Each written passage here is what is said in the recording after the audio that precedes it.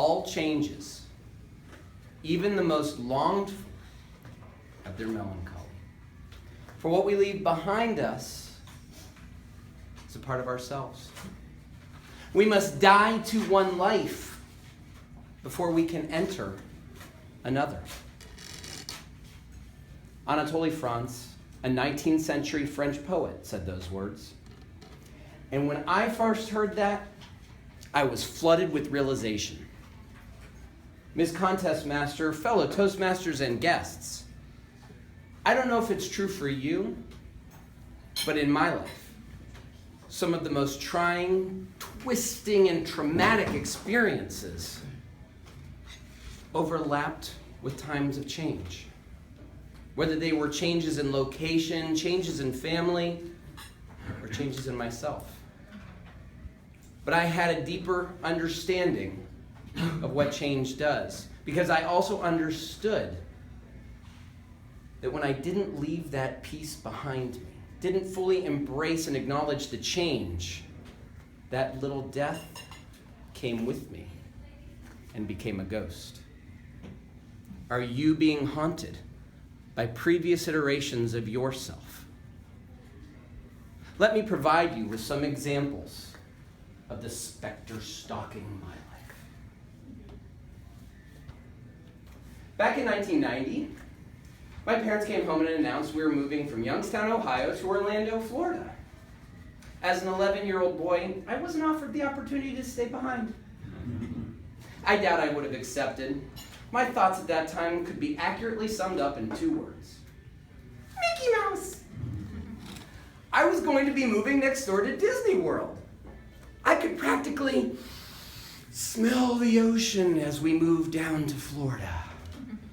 What could be bad here? Then, middle school happened. I had real trouble making friends those first couple years in Florida, but no trouble being bullied. I began to miss my life back in Ohio. That's when my first phantom appeared. Ohio Jeremy. You see, back in Ohio, my childhood friends had gone on to play football and be the popular kids. Never bullied. Would that have been me? I began to picture Ohio Jeremy as a strutting, smirking superstar. Ultimate confidence, complete control, and the perfect excuse for every time I fail. Instead of looking inward and discovering where I could grow, I can look to Ohio Jeremy, who whispers gently to me, "Don't worry about it, Jeremy. Not your fault. If you'd have just stayed in Ohio, life would be easy. Everything would be easy." He holds me back when I should grow. My second spirit arrived after my marriage. I don't know about you, but I subscribe to the theory that marriage is the quest to find that one special person you want to annoy for the rest of your life. And I began to annoy Rebecca early and often. Bachelor Jeremy saw to that. Before I was married, I'd come home from work, grab a slice of leftover pizza or a sandwich, plop myself on the couch, pop on the tube, and sit there till bedtime. Wash the floor. Why? It'll just be dirty again tomorrow. Laundry? Maybe if I need clean underwear. Or I could just order that off of Amazon. Needless to say, this attitude did not please my new queen. Wash the floor.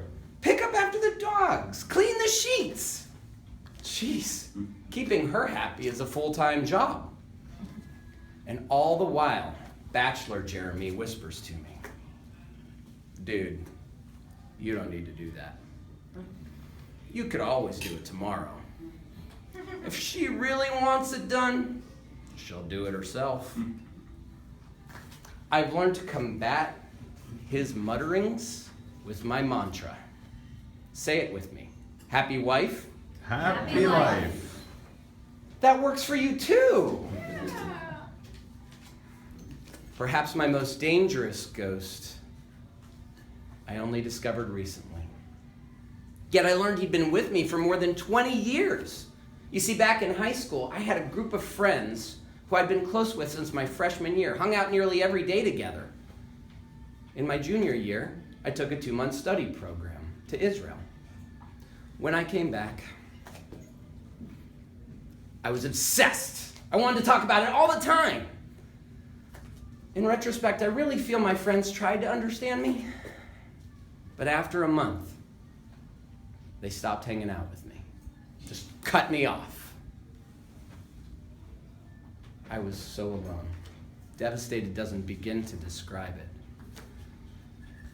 That's when resentful Jeremy appeared. Not an outside image. Resentful Jeremy is a ghoul of dark emotion who possesses me from within. Makes me ball my fists and clench my teeth and say, how could they do that to me? How could they hurt me like that and leave me all alone? They were supposed to be my friends! Felt that way for a long time. Resentful Jeremy, unchecked and unchanged, until recently a friend pointed out, it wasn't them who changed, not my friends. It was you. That simple understanding has allowed me to understand and accept my change and begin to release that resentment. Fellow Toastmasters, I really do believe we have to die to move forward, but we also have to hold a funeral. We do that for closure, to say goodbye. I hope you all get a chance to hold a memorial service for the previous versions of yourself that are holding you back. Let this be my eulogy for Ohio Jeremy, who never really existed, for Bachelor Jeremy, who hangs over my marriage, but who I can fight every day by remembering how my wife's smile uplifts my soul, and for resentful Jeremy, for every time he wants to look outward when he should be looking inward. Who am I? I'm Florida Jeremy. I'm husband Jeremy. I'm grateful Jeremy. Ms. Toastmaster.